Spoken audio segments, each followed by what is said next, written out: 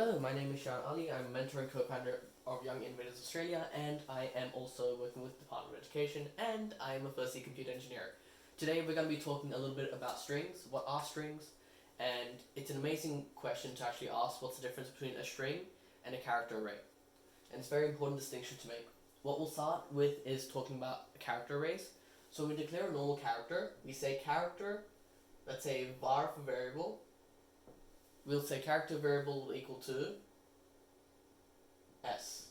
And when we write that, obviously this is actually a number that's taken in, let's say the ASCII number that's taken in by the program, and then it'll print that ASCII value afterwards.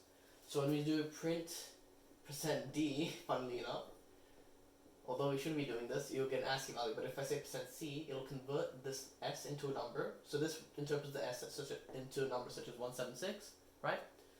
And then it'll be like, hey, 176 is basically going to be s. So when it prints it as a character, then it'll print out s. Just without quotations, right? Now, obviously, it's cool to write one character and store one character in a variable, but we probably want to do a lot of characters, right? So because of that, that's where we go into car, let's say name.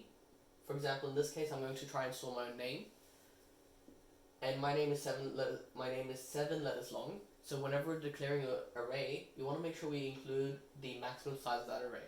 It's always good practice. You should always do this, because in cases where you don't have to, you might end up making a mistake that you might later regret, and it's not good practice in general.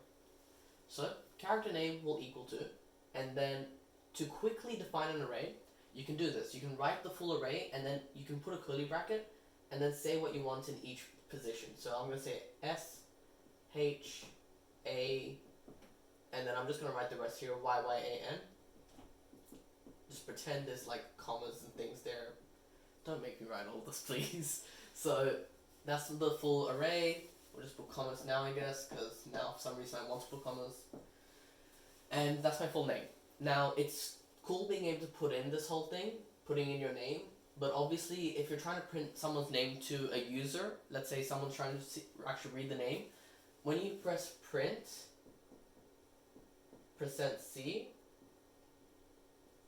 and you say name, obviously that won't work.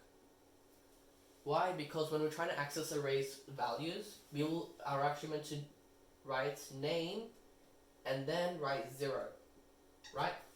And when we say name 0, it'll go to name, and then it'll look at the 0th element, which is s, and try printing that element. So then this means for us to actually print a string, we need to write a while loop. And in this case, we're going to say while, and we'll say int I equals 0, while I is less than 7, because 7 is the maximum amount we have in this array, I want you to print character and from my name, and I'm going to say at the ith indexed position, I guess. So then we do I++, because you always want to increment, because if you don't increment, it'll make the loop stuck. It'll infinitely keep trying to print this. Okay, so always make sure to increment.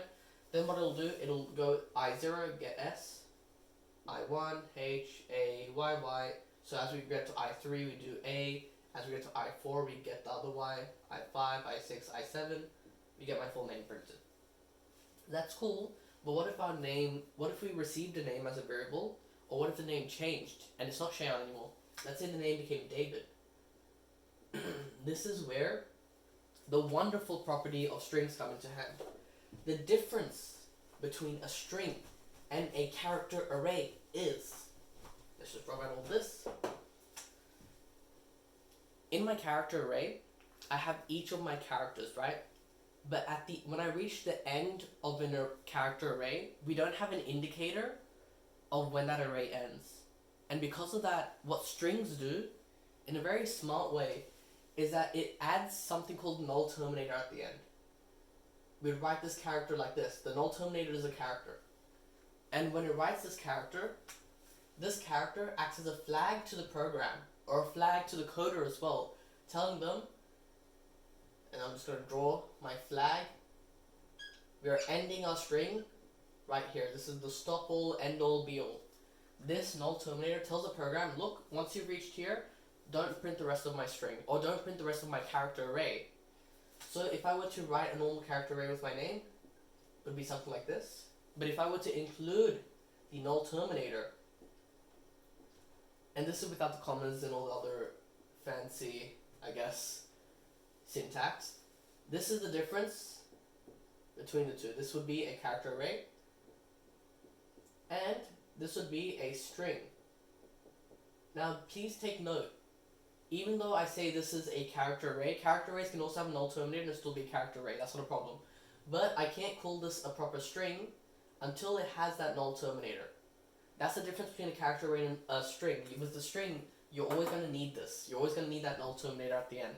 So, and how's this useful? Now let's try and think of a function. Let's try and make a function actually.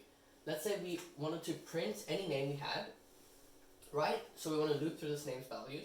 What we do is that we say while name I, so once again, same procedure as last time, int I equals 0, and you want to make sure we're always doing I++ at the end, right?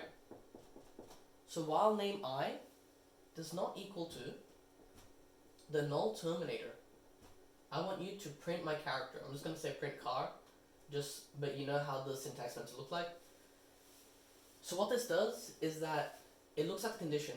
While name I does not equal to 0, so let's look at the first letter. Is that the case? No. I want you to print the character, so it prints S. Is this null terminator? No. It'll print H. Is this null terminator? No. It'll print A. And then it'll keep going. Once it reaches null terminator, we're like, hey, name I, which is now the 8th character, does actually equal to our null terminator. And because of that, it actually breaks out of the loop, writing my whole name, and this prints out the whole string.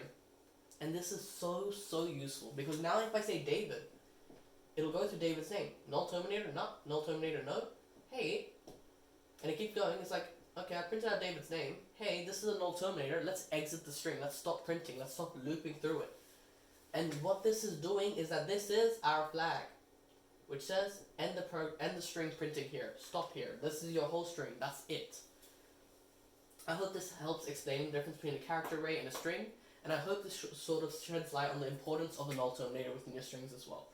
Always make sure, and students make this mistake a lot, when making, let's say, when scanning in values, when trying to figure out when a string ends, be careful with the null terminator, because if you ever delete it, then you're going to go outside of your array and the program will get a big axe and swing. I just cracked my back. But yeah, that's it.